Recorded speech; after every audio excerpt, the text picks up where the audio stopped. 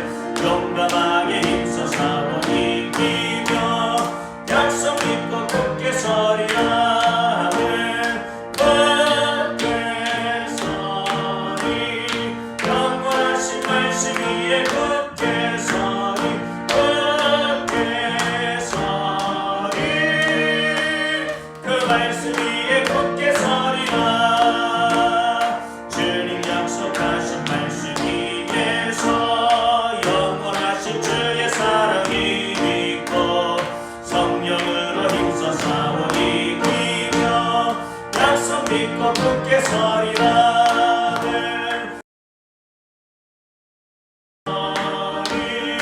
영원하신 말씀 위에 굳게 서리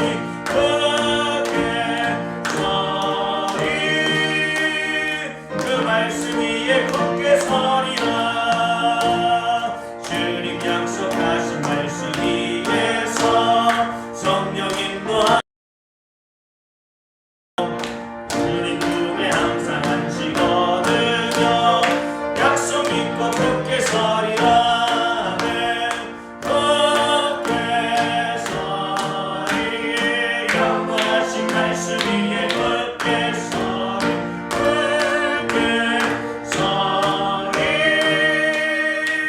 그 말씀 위에 굳게 서리라. 아멘. 네.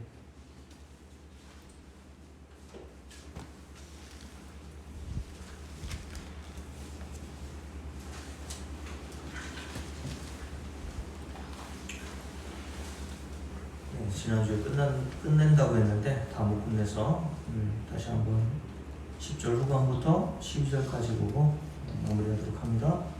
우리가 여기서부터 읽을게요. 함께 읽습니다. 우리가 다 하나님의 심판대 앞에 서리라. 기록되었을 때 주께서 이르시되 내가 살았노니 모든 무릎이 내게 꿇을 것이요 모든 혀가 하나님께 자백하리라 하였느니라. 이러므로 우리 각 사람이 자기를 하나님께 짓고 하리라. 아멘. 여기서 중요한 단어 세 가지가 나오는데 첫 번째로는 10절 하나님의 심판대라고 하는 단어, 그리고 11절에 하나님께 자백하리라 라고 했을 때 자백이라고 하는 단어, 그리고 12절에 우리 각 사람이 자기를 하나님께 짓고 하리라 라고 했을 때 짓고라고 하는 단어, 이 세 가지가 오늘 말씀을 증거할 때 핵심 단어라고 볼 수 있습니다. 여러분들 형사가 어떤 죄인을 불러다 놓고 그 죄의 자백을 강요하면서 자주 하는 말 중에 하나가 이실직고라고 하는 단어를 쓰죠. 또 이실직고라고 하는 뜻은 사실이 있는 그대로 말하라는 거거든요. 여러분, 하나님의 심판 때 자백, 직고라고 하는 단어가 어디에서 흔히 쓰는 단어라고 생각하십니까? 법정에서 많이 쓰는 단어겠죠. 그죠? 재판정에서 흔히 판사나 검사나 변호사들이 재판을 할 때에 이런 단어들을 많이 쓴다는 말입니다. 그래서 오늘 10절에서도 우리가 다 어디에 쓰겠다고 말씀하냐면 하나님의 심판대, 하나님의 법정 앞에 서게 될 거라고 말씀을 한다는 거죠. 그런데 왜 여기에 하나님 앞에 심판대에 선다라고 하는 이 말과 함께 자백과 직고라는 단어가 이렇게 써 있는 것이죠? 자, 오늘 말씀에 보면 11절 후반에 보면 모든 무릎이 내게 꿇을 것이요 모든 혀가 하나님께 자백하게 될 거다 라고 말씀하셨어요. 그 하나님께 자백할 수밖에 없는 상황이 벌어져야 될 거 아닙니까? 그죠? 어떤 살인을 범한 사람이 형사에게 붙들려서 취조를 당하고 있습니다. 형사가 자꾸 뭘 강요할 거 아닙니까? 네가 했지, 네가 누굴 살인했지, 빨리 불어 라고 한다면, 만약에 여러분들과 제가 살인한 범죄를 저지른 죄인이라고 생각해 보세요. 그럼 아직 물증은 없어요? 형사가 심증만 가지고 의심한다고 생각해 보세요. 내가 죄인이긴 하고 내가 살인자이긴 하지만 심증은 가는 것 같은데 형사가 아직 물증이 없는 것을 내가 알아요. 증거가 아직 안 드러난 거예요. 그러면 여러분, 우리 임 변호사님 어떻게 하겠어요? 내가 살인자예요. 네. 근데 형사가 증거가 없는 것 같아. 네. 그럼 어떻게 하겠습니까? 오리발 내밀겠죠, 그죠? 네. 나 안 했어요. 아, 네가 했잖아. 아무리 생각해도 너야. 아니라니까요. 그래서 심증은 가는데 물증이 없으면 잡아 떼라고 하지 않습니까? 안 했다고 부인하라고 합니다.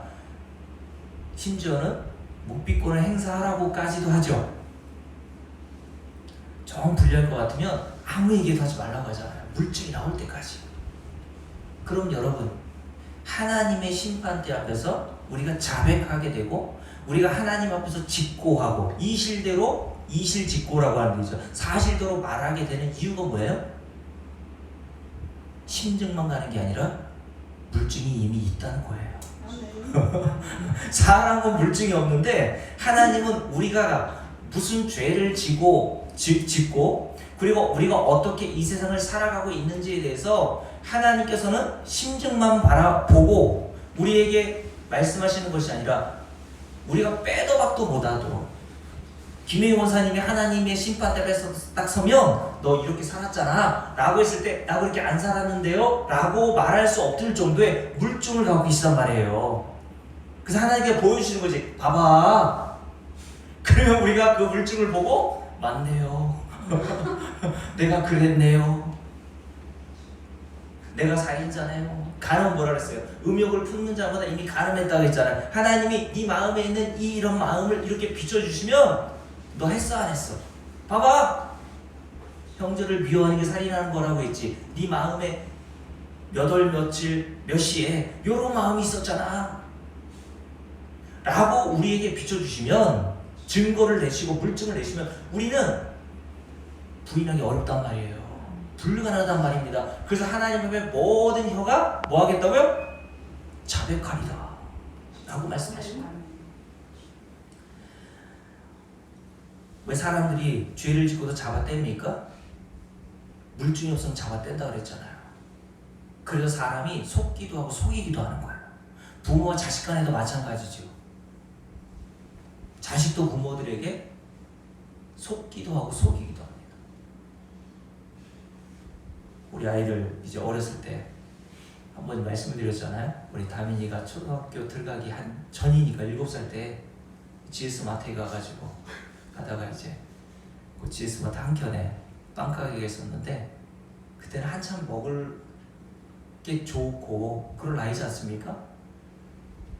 그래서 어디 갔나 이렇게 부모 안 따라오고 없어져가지고 찾아보니까 그 가판대 그 이렇게 진열되어 있는 상품 밑에서 이렇게 숨어서 뭘 하고 있더라고요. 그래서 보니까는 뭘 먹은 것 같아. 빵가게에서 뭘 먹은 것 같아요. 그래서 다민이에게 취조를 시작했죠. 아빠가 너 뭐 먹었지? 그랬더니 다민이가 처음에는 안 먹었다고 잡아떼더라고. 그랬더니 물증이 있어요. 입에 설탕이 이렇게 묻어 있더라고요. 그래서 내가 너 그 입에 설탕은 뭐야? 그랬더니 자백하더라고요. 아빠 사실은 저기 빵가게에서 봤더니 그 빵가게에 한 입 베어 물은 도너츠가 있는 거예요. 그러니까 가져와가지고 다 먹지도 못하고 한 입 얼른 배물고 거기다 놓은 것 같아. 그래서 제가 그 가게 가가지고 자초지종을 얘기하고 그래서 그 빵을 먹었던 빵을 사왔던 기억이 납니다. 아이들 때는 자기가 물증이 있는지도 모르고 거짓말 하잖아요. 그죠? 얼마나 순수해요. 근데 애들이 크면 클수록요 진짜 얼굴색 하나 안 변하고 거짓말 하더라니까요. 깜짝 속을 때가 있어. 그런가 보다 했더니 뒤에 가보니까 물증이 있어. 우리 유민이 남이도 그런 물증이 잡혔던 적이 있거든요. 이거 뭐야? 처음에는 발뺌하다가 물증을 딱 뒤미르면 사실은 이렇게 고백하는 거죠. 이게 자백 아닙니까? 이게 하나님께 사실대로 직고한다라고 하는 의미로 말씀하실 때에 죄인이 우리가 공정하시고 정의로우시고 그리고 심판하실 때 외모를 보지 않으시고 그리고 다른 말씀에 보면 뇌물을 받지 않으신다는 말씀이 있거든요. 우리가 뭘 드린다고 해서 하나님이 그걸로 뇌물 받아 드시고 재판하실 때 그걸로 봐주시는 분이 아니란 말이에요. 그런 하나님께서 어떤 하나님이시라고 말씀하시냐면 사람은 속일 수 있다고 했잖아요. 왜요? 그 속을 모르니까. 왜 우리가 속는 줄 아세요? 그 속을 몰라서 속는 거예요. 그죠? 그 속을 들여다볼 수만 있으면 왜 속아요? 제가 이미호 목사님 속만 알 수 있으면 제가 왜 이미호 목사님이 속고 있겠어요? 속는 거 없어요? 예를 들어서 근데 하나님은 우리의 속을 아십니까? 모르십니까? 아신단 말이에요. 부모도 모르고 자식도 모르고 내 가까운 친구도 모르는데 하나님은 아신단 말입니다. 얼마 전에 서울에서 제 친구들 잠깐 만나고 내려왔다고 말씀드렸는데 그 친구가 저희한테 정말 오랜만에 그런 고백을 하더라고요. 매년마다 자기가 스스로 생명을 끊을 그런 계획을 하고 실제로 실행한다는 거예요. 그래서 왜 그래? 그랬더니 유전적으로 자기 부모 세대나 부위 세대로부터 내려오는 기질이 있는가 봐요. 그래서 자기가 하고 싶어서 하는 것도 아니고 그냥 매년 어느 기한이라든가 그 때가 되면 자꾸 주고 싶은 마음이 생긴다는 거예요. 그래서 제 친구가 그 얘기를 듣고 그 친구도 처음 알았던 거죠. 벌써 20대에 그 친구 알았으니까 30년 이상 알아왔던 사이 아닙니까? 근데 그런 사정을 모르고 지냈던 거예요. 왜냐면 얘기 안 하니까. 그래서 믿음 좋은 여자친구 하나가 저에게, 제가 목사인 줄 아니까 언제 한번 그 친구 집에 둘이 신방 좀 가야 되겠다고 그렇게 얘기를 하더라고요. 사람은 말하지 않으면 몰라요. 그 속을 누가 다 압니까? 말한다고 해도 그 속을 누가 다 알아요? 남편도 모른대요. 그래서 내가 물어봤어요. 남편 아니야? 그랬더니 남편도 모른다고 합니다. 처음으로 저희한테 얘기했다고 하더라고요. 여러분, 근데 하나님은 우리 속을 아신단 말이에요. 아멘. 그래서 여러분들이 하나님께 비주얼, 구주얼 다 안 하래도 죄야 불쌍히 여겨주세요 라고 하는 그 한마디에 하나님은 그 의미를 다 알고 계신다니까요. 아멘. 마태복음 6장에 이런 말씀이 있죠. 이방인들과 같이 기도하지 말라. 이방인들의 특징이 뭡니까? 이방인들의 사상과 원리, 풍조가 뭐예요? 말을 많이 하여야 자기들이 믿는 신이 들을 거라고 생각한다는 거예요. 그래서 기도도 그런 식으로 생각하죠. 우리 이명 원사님께 물을게요. 1시간 매일 기도하는 사람과 10시간씩 매일 기도하는 사람, 누구 기도를 하나님이 더 잘 들어주실까요? 우리가 생각할 때 10시간 기도하는 사람을 하나님이 더 잘 들어주실 것 같잖아요. 그게 이방인들의 사상과 생각이란 말이에요. 하나님은 우리의 정성을 보고 기도 들어주시는 거 아니에요. 아멘. 하나님의 아들이신 예수 그리스도로 우리가 하나님의 백성이 되고 하나님의 자녀가 되었다 했잖아요. 아멘. 하나님은 우리의 정성과 우리가 어떻게 하나님께 기도하느냐의 그 자세를 보고 기도를 들어주시는 게 아니라 긍휼을 베푸셔서 은혜로 우리의 기도를 들어주신단 말입니다. 아멘. 그러니 우리가 기도에 응답받는 비결, 막 유튜브를 보세요 여러분. 기도 응답받는 비결에 대해서 얼마나 많은 목사들이 많은 다양한 자기만의 원리를 가지고 얘기합니까? 전에 말씀드렸던 어떤 목사는 책을 썼는데 임계점 기도의 능력이라는 책을 썼다고 했잖아요.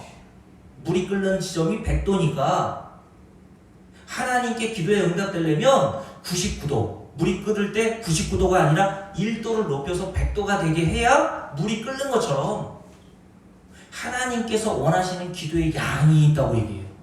그 기도의 양을 그 목사는 임계점 기도의 능력에서 3시간으로 얘기했어요. 어디서 근거하는 건지 잘 모르겠지만 매일 3시간씩 하나님께 기도하면 그게 물에 끓는 점과 같아서 하나님으로부터 기도의 응답을 받을 수 있다라고 하는 주장을 피는 거거든요. 정말 기도가 그렇게 응답됩니까? 철야 기도의 능력, 금식 기도의 능력, 서점에 가보세요. 그런 책들 지금도 있다니까요. 철야, 금식, 3시간 기도 다 뭐예요? 마태복음 6장에서 말씀하시는 이방인들의 사상과 생각을 가지고 말을 많이 하여, 이게 뭐예요? 말을 많이 한다는 것은 그만큼 시간을 오래 지속해서 신을 감동시키자는 거 아닙니까? 하나님은 우리가 행하는 행위로 감동하실 분이 아니라니까요. 아멘. 우리가 뭔데 하나님을 감동시킬 수 있는 재주가 있습니까? 우리가 하나님을 감동시킨 게 아니라 했잖아요. 신앙은 하나님이 우리를 위해서 행하신 일로 우리가 감동하는 거예요. 맞아요? 주일에 말씀드렸잖아요. 에베소 1장 하늘에서 간 모든 신령한 복을 우리에게 주시되 어떻게? 거저 주셨다고 되어 있잖아요. 아멘. 받을 자격이나 조건이 없는 저와 여러분에게 하늘에 속한 모든 신령한 복을 차별과 차등 없이 여러분과 제가 받을 자격이 없음에도 불구하고 하나님께서 그렇게 다 일일이 다 성도들에게 주셨다는 겁니다. 누구로 말미암아? 자기 아들 예수 그리스도의 피의 공로로 말미암아. 우리가 뭔데 예수 그리스도의 피의 공로를 받아 그런 복을 누릴 자격이나 있습니까? 그러니까 성도들은 내가 하나님을 감동시키려고 노력하는 게 아니라 하나님께서 말씀으로 성도들을 감동시키셔서 바울이 에베소 1장 3절에서 감옥에서 찬송이 나오도록 하신 것처럼 우리의 입에서 찬송을 나오게 하신다니까요. 그러므로 성도는 성경을 보면 볼수록 하나님이 저와 여러분을 위해서 행하신 이 일로 말미암아 감동되는 거예요. 감동되고 있나요? 기도도 마찬가지라는 겁니다. 10시간, 20시간 철야하고 금식 쫄쫄 굶어가면서 하나님께 떼쓰고 그래서 하나님께서 안 주실 것도 주게 하신 게 기도가 아니에요. 하나님은 그런 몰인정한 분 아니란 말이에요. 주님께서 뭐라 그랬어요? 그래서 야 악한 너희들이라도 아버지가 되고 부모가 되면 아들이 떡을 달라 하는데 돌을 줄 부모가 어디 있고 생선을 달라 하는데 뱀을 줄 정갈을 줄 부모가 어디 있냐? 하물며 하늘에 계신 너희 아버지께서 너희에게 무엇을? 좋은 것을 주시지 않겠느냐. 아멘. 그 좋은 것이 뭐예요? 부자 되는 게 아니라서 죄송해요. 누가복음에 보면 성령을 주지 않겠느냐라고 그랬어요. 아멘. 왜 우리에게 성령이 좋은 겁니까? 요한복음 16장 오직 성령이 우리 안에 오셔야 죄가 뭔지를 깨달아요. 아멘. 죄가 뭔지를 깨닫게 되어야 예수를 믿게 돼요. 아멘. 이게 성령이 하시는 우리 안에서의 일이에요. 아멘. 예수를 믿어야 구원을 얻고 영생을 얻을 거 아닙니까? 아멘. 그러니까 성도들에게 날마다 성령을 충만하게 부어주셔서 죄를 깨닫게 하시는 게 우리에게 좋은 일이라니까요. 아멘. 그래야 예수 의지하죠. 이 세상은 다 자본주의 세상이잖아요. 돈이면 최고. 돈이 정말 하나님과 같은 대접을 받는 세상 아닙니까? 그러니 2000년 전에 예수님께서도 이런 말씀하셨잖아요. 하나님과 재물을 겸하여 섬기는 자는 내게 합당하지 않다고 말씀하시면서 아멘. 두 주인을 섬길 수 없다고 그랬어요. 인간은 하나님처럼 돈을 섬기고 산다니까요. 돈을 떠받들고 살아요. 돈을 잘 사용하면 좋을 텐데 돈을 얼마나 섬기는지 그냥 모으기에 여념이 없죠. 네? 여러분, 하나님은 우리의 기도의 응답을 행하시는데 우리가 행하는 기도의 자세나 우리가 행하는 기도의 정성이나 시간의 좌우에서 우리에게 기도의 응답을 하시는 분이 아니란 말이에요. 아멘. 그러면 잘 됐죠. 기도 안 해도 되니까. 그런 말이 아닙니다, 여러분. 여러분, 우리가 기도할 게 얼마나 많아요. 마태복음 6장 말씀을 생각해 보니까 이런 말씀도 있잖아요, 여러분. 무엇을 먹을까? 무엇을 입을까? 무엇을 마실까? 뭐 하지 말라고요? 염려하지 말아요. 아멘. 왜 이런 말씀 하시겠어요? 우리가 이 세상에서 늘 염려하는 세상에 그런 것들이거든요. 여러분의 자식들을 위해서 염려하고 걱정하는 게 다 그런 거 아닙니까? 그래서 돈이 필요하다고 생각하고 돈을 쌓아서 자녀들이 물려주려고 하는 것도 이 세상에서 우리 자식들이 어떻게 잘 먹고 어떻게 좋은 옷 입고 그런 것들을 염려해서 하는 거 아니에요, 그게. 근데 그들에게 주님께서 뭐라 그랬어요? 믿음이 작은 자들이라고 그랬단 말이에요. 여러분은 그러니까 이런 내 모습을, 우리의 모습을 바라보면서 하나님 앞에 믿음이 작은 나를 바라보고 회개하시고, 믿음이 적으니까 하나님께 뭘 요구해야 돼요? 뭘 기도해야 돼요? 믿음 달라고 기도하세요. 아멘. 이 자본주의 세상에서 돈이 하나님과 같이 여겨지는 이 세상 속에서 우리가 좀 전에 찬송 불렀잖아요. 영원하신 하나님의 말씀 믿고 살게 도와달라. 아멘. 그 믿음 달라고 기도하시란 말이에요. 아멘. 찬송은 그냥 신나게 그냥 굳게 서리 영원하신 말씀 위에 이렇게 하면서 다 동방석에 앉고 싶잖아요.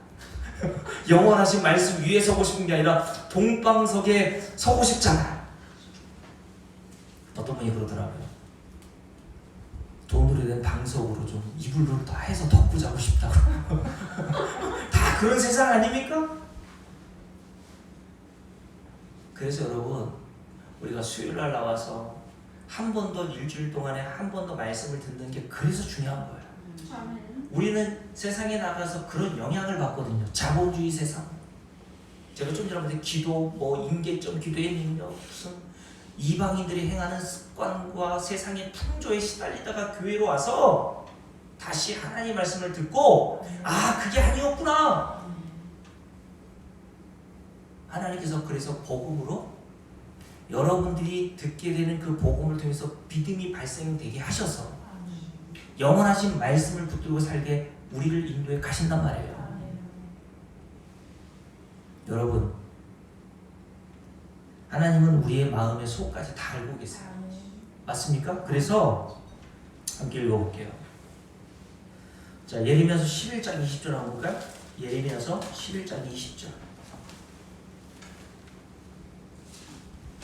예레미야서 11장 20절.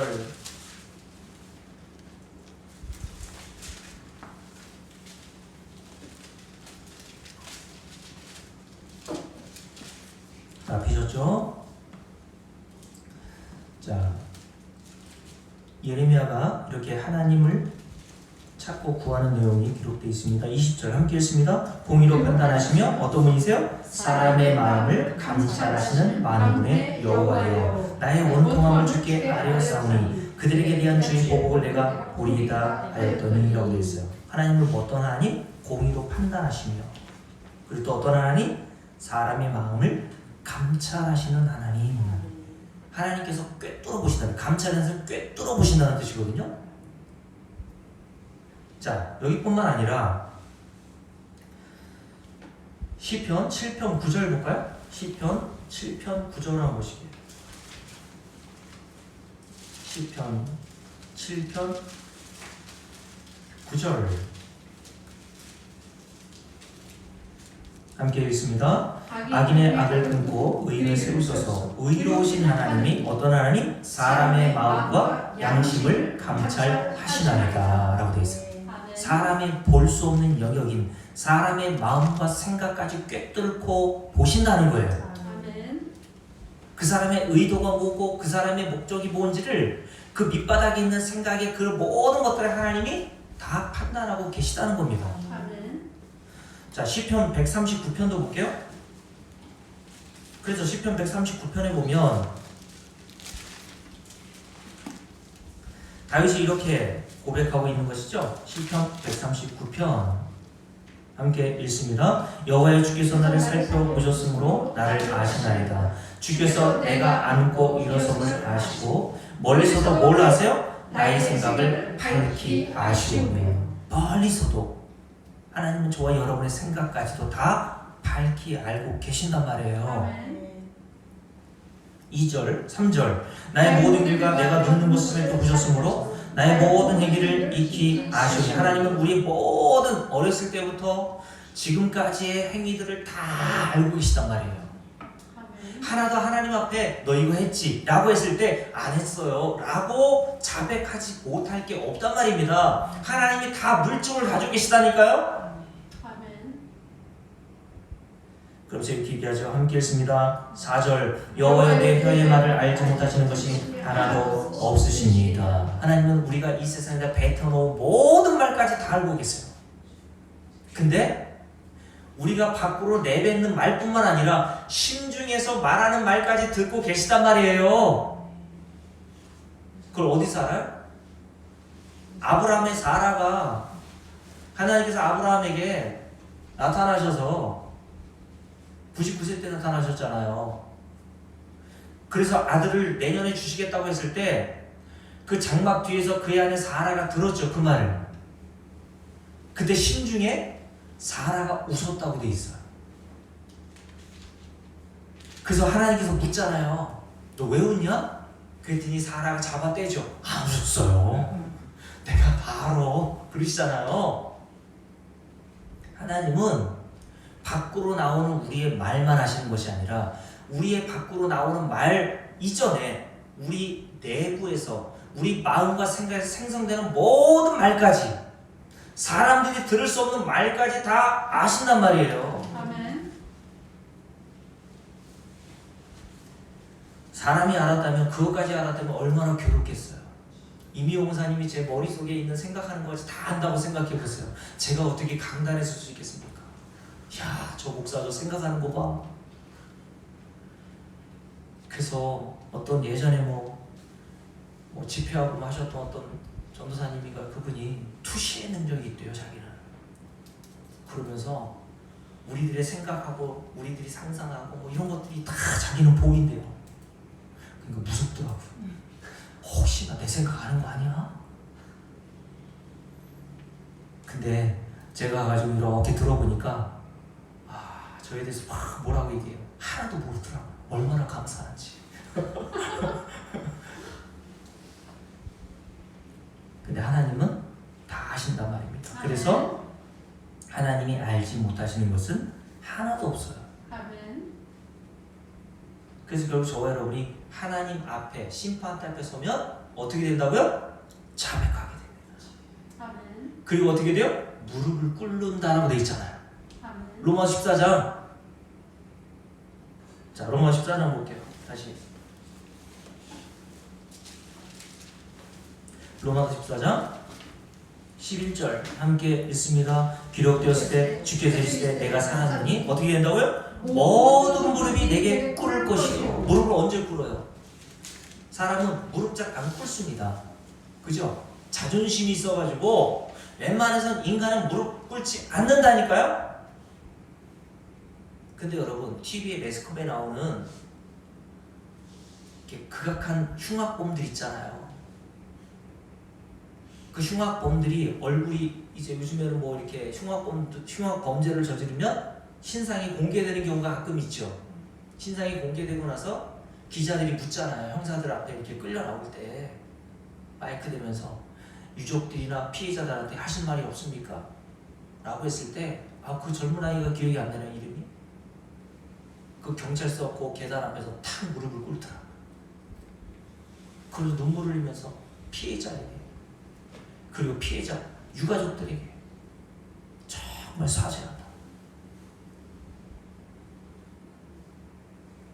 여러분, 내가 죄를 짓고 그 죄에 대한 감각이 없다면, 그 죄가 어떤 형벌을 받아야 될 큰 죄인 줄 모른다면 무릎 꿇지 않거든요.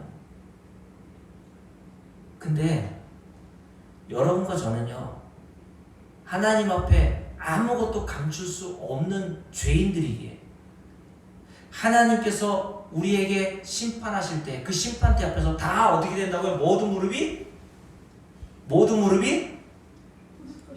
꿇을 것이요 라고 되어 있어요. 그리고 하나님께 자백하리라 라고 되어 있습니다. 아멘. 그러니 왜 이 말씀하셨다고요? 14장 1절부터 9절 말씀에 어떤 말씀을 하셨어요? 믿음이 있는 자와 믿음이 연약한 자 서로 정죄하고 업신여기는 일이 로마에 있는 그리스도인들에게 일어난 일이라고 했잖아요. 아멘.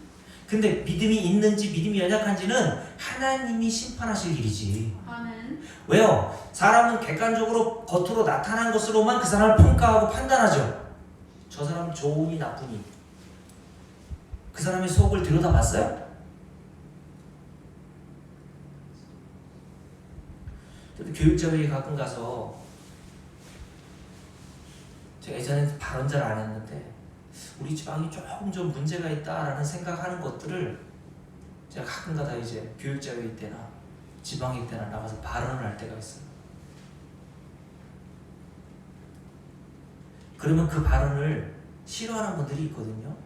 제가 뭐 엉뚱하게 제 이익이나 유익을 위해서 발언한 게 아니라 요거는 좀 잘못된 것 같다라고 하는 생각하는 것들을 얘기할 때가 있거든요. 근데 그거를 가지고 저를 나쁘다고 할 수 있겠죠. 근데 뒤에서 저하고 이렇게 얘기하는 젊은 분들이 있어요, 목사님들. 근데 저하고 비슷한 생각 아니면 똑같은 생각을 가지고 있는 분들이 저한테 오히려 잘했다고 하시는 분도 있어요. 속 시원하다고. 자기도 얘기하고 싶은데 얘기 못했는데 목사님이 얘기해 주셔서. 몇 년 전에는 지방이 때 제가 한번 어떤 문제로 딱 얘기했더니 나오면서 어떤 평신도 한 분이 다른 교회분이에요. 어디 교회시냐고 해서 제주교회 목사님. 목사님 너무 통쾌하고 너무 얘기를 잘하셔가지고 감사하다.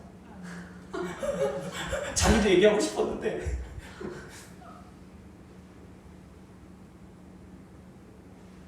근데 여러분, 저하고 비슷한 생각을 가지고 있는 목사님들은 침묵하니까 저를 미워하긴 해도 그분들은 미움을 받지 않습니다. 저는 그런 생각이 들어요. 침묵은 때론 금이 아니에요. 침묵은 금이라고 하죠. 저는 침묵은 자기 사랑이라고 봅니다. 자기한테 불리하면요 침묵해요, 사람들이. 그렇죠? 우리가 건축할 때도 그런 경험을 제가 많이 했거든요. 우리 교회 건축할 때 제 편 안 들어서 이런 얘기를 하는 게 아니라 상식적으로 보면 그거 아니라고 생각할 거예요, 그분들도. 근데 얘기를 안 해요. 왜요? 다 사돈의 팔춘에 사춘.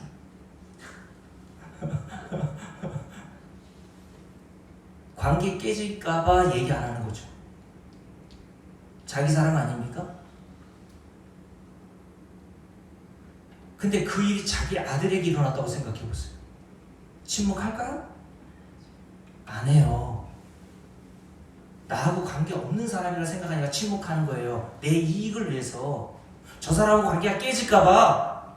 근데 내 자식의 문제면 침묵 안 한다니까요. 그래서 저는 침묵은 금이 아니라 자기 사랑의 또 한 불이라고 저는 생각해요. 목사들도 마찬가지입니다. 제가 잘났다고 하는 얘기가 아니라 침묵하면 저도 미움받을 이유가 없어요. 저도 워낙 착하다고 소문났고 괜찮은 사람이라고 소문났는데 우리 지방이 와가지고 몇 번 발언했더니 몇 번 많이 하지도 않았어요.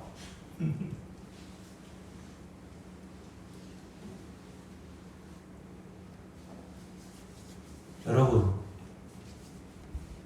우리가 이 땅을 살아가면서 하나님 앞에 날마다 무릎 꿇게 되고 성도는 매일 자백하잖아요. 어떤 자백을 합니까? 오늘 말씀처럼 우리는 하나님 나라 심판대 앞에 이미 서 있는 자들이에요. 죽어서 하나님 심판대 앞에 서게 될 것이지만 이미 성도는 하나님의 심판대 앞에 서 있는 자로서 그 하나님의 심판이 올 것을 알고 있는 자잖아요. 맞아요? 그래서 저 여러분은 날마다 하나님 앞에 무릎 꿇고 자백하는 자들입니다. 어떤 자백? 하나님, 나는 죄인 중에 괴수가 맞습니다. 그게 무릎 꿇는 거예요. 실제로 땅바닥에 제 무릎을 꿇지 않고 여러분 다 의자에 앉아 있잖아요. 그렇게 앉아 계신다 할지라도요, 하나님의 말씀, 히브리서 4장의 말씀이 뭐라고 그랬습니까? 하나님의 말씀 살았고 운동력이 있어 좌우의 어떤 날선 것보다 예리하여 우리의 보이지 않는 관절과 골수를 다 쪼개어서 어떻게 하신대요? 우리의 생각과 우리의 모든 마음에 상상하고 계획하는 것들을 다 벌거벗기시 드러내신다고 했어요. 이게 하나님의 말씀의 능력입니다. 우리의 속에 있는 마음의 생각들, 계획들, 자기를 사랑하는 마음들, 왜 침묵하는지 하나님은 아신다니까요. 그걸 다 낱낱이 드러내시는 거예요, 말씀으로. 그래서 우리를 어떻게 하십니까? 무릎 꿇게 하시는 거예요. 하나님께 자백하게 하시는 겁니다. 하나님, 나 죄인 맞습니다. 나는 영원한 지옥 형벌에 던져져도 할 말이 없는 죄인이 맞습니까, 주님? 이런 죄인에게 하나님이 행하시는 공정하신 심판과 재판은 옳은 일입니다.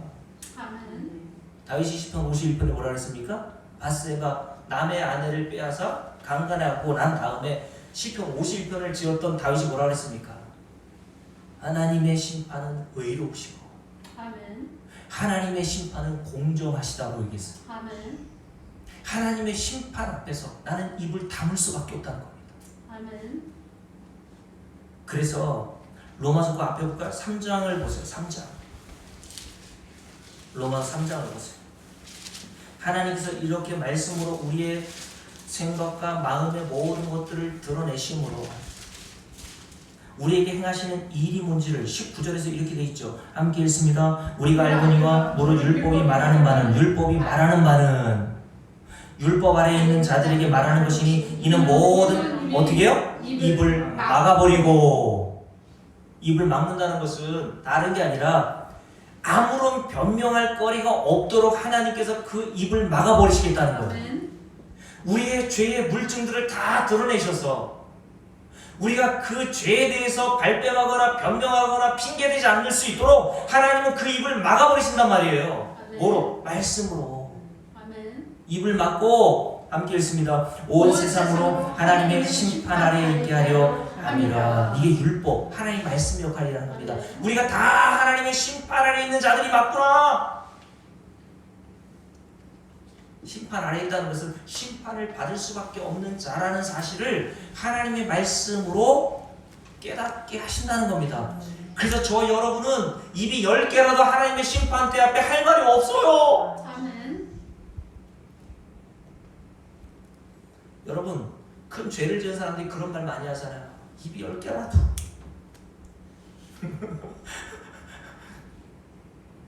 입이 10개라도 할 말 없습니다. 우리가 하나님의 심판대 앞에 서면 오늘도 마찬가지죠. 매일 하나님이 우리의 말씀으로, 하나님 말씀으로 우리의 내면을 드러내 주시고, 부모는 모르는데 하나님은 아신다면서요. 우리 자녀들이요. 부모는 속일 수 있지만 하나님은 어떻게 속여요? 그 하나님 앞에서 우리는 매일 무릎을 꿇고 입을 다물게 되는 거예요. 하나님, 입이 10개라도 나는 할 말이 없어요. 이게 하나님의 말씀 역할이란 말입니다. 그래서 그 뒤에 뭐라고 돼 있어요? 10절, 20절 함께 읽습니다. 그러므로 율법의 행위로 그의 앞에 의롭다 하신 너를 육체가 없나니 율법으로 뭘 깨닫게 하세요? 죄를 깨달음이니라. 이게 말씀 역할이라고 했잖아요. 하나님 말씀의 역할 첫 번째, 죄가 뭔지를 깨닫게 하신단 말이에요. 그 이전엔 그게 죄인 줄 몰랐단 말이에요. 내 마음에서 일어나는 생각과 내 마음 안에서 일어나는 모든 말들과 이런 것들을 누가 죄라고 여깁니까? 경찰이 잡아가야 죄라고 여기죠, 세상 사람들은.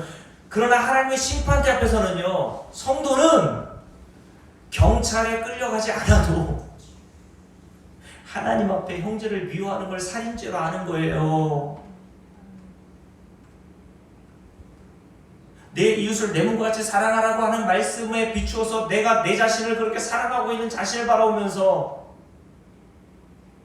그게 죄인 줄 알아먹는 겁니다. 야고보 4장에 보면 이런 말씀이 있죠.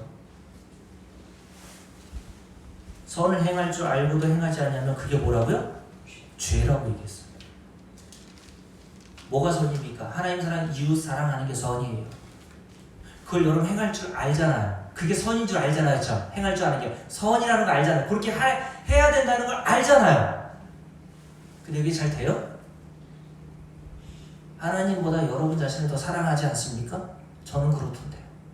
내 이웃을 내 몸과 같이 사랑하는 것보다는 나 자신을 더 사랑하게 되던데요. 요즘에는 내 이웃이 아니라 네 개를 네 몸처럼 사랑하라는 시대 아닙니까? 얼마 전에 그 아까 얘기했던 서울에 친구들하고 만나왔던데, 서울에 사는 친구가 있어. 강남구 금사라겠다. 애완견을 키우거든요. 그 남편이 금융업에 일하고 있어요. 그래서 금융업에 일하던 남편이 이제 저녁 잠깐 사주시겠다고 오셔서 잠깐 30분 동안 얘기할 기회가 있었는데, 애완견을 키우나 봐요. 근데 자기도 개를 그렇게 별로 좋아하지 않았대요. 그래서 결혼하고 나서는 그 아내, 제 친구거든요. 아내가 있는 처가댁에 가면 걔가 이제 안에서 키우는 애완견이 있었나 보죠. 자꾸 자기한테 달라붙으려고 발로 몰래 팍 찼다는 거예요. 저하고 똑같아요. 저도 제 처가에 가면 예전에 결혼하고 나서 걔 2마리 키웠거든요. 자꾸 그냥 밥상위에 그냥 제가 몰래 그냥 바로 다 쳐버렸죠. 근데 개를 키우니까요, 개를 왜 키우는지 이해가 되더래요. 그러면서 자기 와이프는 안 반겨줘도 개는 자기를 반겨주더래요. 그래서 너무 좋더래요. 그러면서 그 정말 어떻게 보면 정이 없어 보이는 분인데 그분이 그런 얘기 하시더라고요. 냉철하신 분 같은데 나쁘다는 얘기 아니에요? 걔가 죽으면 정말 많이 울 것 같아요. 그러면서 요즘 시대에 대해서 얘기해 주는데 앞으로 이제 그렇게 될 거예요. 지금도 그렇게 할 조짐이 보이거든요. 걔가 죽으면, 애완견이 죽으면 장례를 치러주는 업체가 있거든요. 그러면 그 장례를 치러주는 업체에서 물어본대요. 상주한테. 개를 키우는 그 상주한테 물어보면서 기독교 장으로 해드릴까요? 불교 장으로 해드릴까요? 아니면 천주교 장으로 해드릴까요? 물어본대요. 그러면 기독교 장로회들 해달라 그러면 이제 목사님 초청해가지고 이제 축도 하고 뭐 이제 하관 예배 드리고 하는 거죠. 아 진짜 그런 시대가 온다니까요. 서울의 어떤 교회는요, 개를 집에다 놓고 오면 불안하니까 개를 데려와서 예배 드리는 사람을 위해서 그 예배 드릴 때 그 개를 산책시켜주는 교회도 있단 말이에요. 아이고 우르죠. 개 키우는 사람 이해가 된다니까. 내 자식이라고 생각하니까 데려와가지고 예배당에 들어올 수 없으니까 자기 예배 드리는 동안 먼저 일부 예배 드린 사람이 나가가지고 개 산책시켜주는 거예요. 여러분, 내 이웃을 내 몸과 같이 사랑하라 했는데 이 세상이 그렇게 가고 있다니까요. 그래서 제가 친구한테 그랬습니다. 저도 애완견을 키우지만 저는 아주 극도로 이렇게 우리 아내도 알겠지만 이렇게 해줄 것도 없어요. 그냥 집안에서 키울 뿐이지. 제 친구들한테 그랬습니다. 그렇게 애완견을 키우는 것도 또 다른 자기 사랑의 일종의 모습이다라고 얘기했어요. 디모데 3장 말씀하잖아요. 말세가 되면 때가 이르리니 어떤 때? 고통당하는 때가 이르리니 사람이 자기를 사랑하고, 자기를 사랑하려면 뭐가 있어야 돼요? 돈이 있어야 되고, 애완견 키우려면 돈 많이 들어요.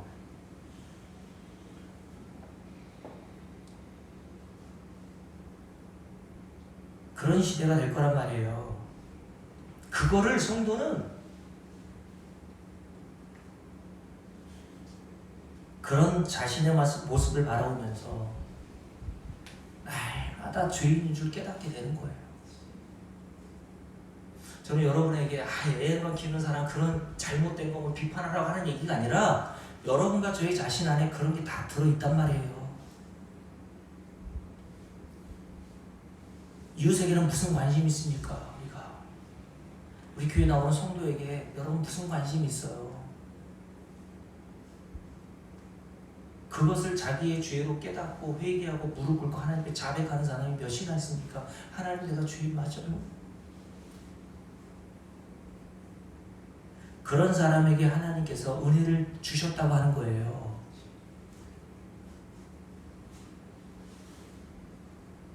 그러니 저와 여러분은 20절 말씀처럼 율법으로는 죄를 깨닫게 하신다고 하셨으니까 오늘도 말씀을 듣잖아요. 그러면 율법은 우리의 죄를 날마다 깨닫게 하시는 역할로 아멘. 우리에게 주어져야 되는 거예요. 아멘. 히브리서 4장 말씀드렸잖아요. 날카로운 그 검과 같은 예리한 수술용 칼과 같은 하나님의 말씀으로 우리의 내면을 다 쪼개어서 부모가 나의 죄를 보지 못하고 성도들이 목사의 죄를 보지 못하고 내면을 보지 못한다고 해도 저와 여러분은 다 하나님 앞에 심판대 앞에 서 있는 자로서 하나님 앞에 날마다 자백하는 겁니다.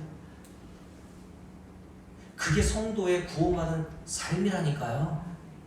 그래서 칼빈은 야 이제 다 용서받았으니까 회개할 것도 없고 죄에 대해서 뭐라 할 것도 없어, 그게 구원 아닙니까? 아니에요. 칼빈이 말한 것처럼 성도라면 매일 회개가 나오는 거예요. 매일. 아멘. 구원받는 회개도 하지 말래잖아요. 야 이거 다 하나님이 용서하셨는데 왜 회개를 해? 성경을 한참 잘못 본 거죠. 그러면 바울이 왜 로마서 7장에서 오라 나는 공고한 자가 이 사망하면서 누가 나를 건져내라 왜 이런 탄식이 나왔겠어요? 이런 위대한 사도 바울도 하나님 앞에 서 보니까 뭐라고 합니까? 로마서 7장을 보세요. 로마서 7장. 로마서 7장.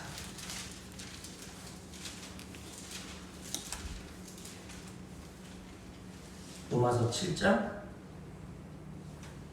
다 피셨죠? 자, 15절부터 함께 읽습니다. 내가 행하는 것을 내가 알지 못하노니 곧 내가 원하는 것을 행하지 아니하고 뭐를 행여? 도리어 미워하는 것을 행함이라. 이게 성도의 자세라니까요. 원하는 것을 하고 싶어요. 하나님 사랑, 이웃 사랑을 하고 싶어요. 근데 나를 사랑하는 것만 나오잖아요. 그래서 내가 너무 미워 죽겠는 거예요. 그래서 이렇게 말씀하죠. 함께 읽습니다. 16절. 만일 내가 원하지 아니하는 것을 행하면 내가 이로써 율법이 선한 것을 시인하니. 왜요? 율법이 선하구나. 율법은 뭐 한다 그랬어요? 이미호 목사님. 율법의 역할, 죄를 깨닫게 하신다 그랬잖아요. 아, 내가 원하지 않는 것을 하고 있는 나를 하나님께서 드러내 주시니 율법이 바로 그런 역할로서 나에게 선한 일을 하고 있는 거구나. 하나님의 말씀은요, 여러분과 저에게 병은 진짜 골마 터질 정도로 죽을 위기에 있는 병에 걸렸는데 마치 의사에게 갔더니 별일 아닌 것처럼. 이명호 사님은 위암이 걸려가지고 아파 죽겠는데 병원에 갔더니 의사가 별거 아니에요. 소화제나 드셔보세요. 소화제 처방해 주는 거 똑같아요. 하나님 말씀으로 교회 나온 사람들에게 겉으로 여러분 모든 게 잘 될 겁니다. 걱정하지 마세요. 그런 표피적인 위로를 주라고 성경이 우리에게 주어진 게 아니라니까요. 하나님은 말씀으로 뭐 하신다고요? 내가 원하지 아니하는 그것을 행하고 있는 나를 보게 하세요. 맞아요? 여러분과 저는 좀 전에 말씀드렸잖아요. 정말 하나님 사랑하고 싶잖아요. 읽으면서 그렇죠. 마음을 다하고 성품을 다하고 힘을 다하고 주 너의 하나님을 사랑을 하는 말씀처럼 그렇게 사랑하고 싶잖아요. 내 이웃을 내 몸과 같이 사랑하고 싶잖아요. 김혜희 권사님. 근데 그게 안 되는 내 모습을 보고 괴롭잖아요. 그거를 알게 하시는 게 성령의 역할인데 성령은 말씀을 통해서 일하신단 말이에요. 그래서 바울이 뭐라 했습니까? 율법이 선한 것을 시인하노니. 그 다음에 이렇게 되어 있습니다. 함께 읽어 17절. 이제는 그것을 행하는 자가 내가 아니요 내 속에 거하는 죄이니라. 이게 죄의 능력이란 말입니다.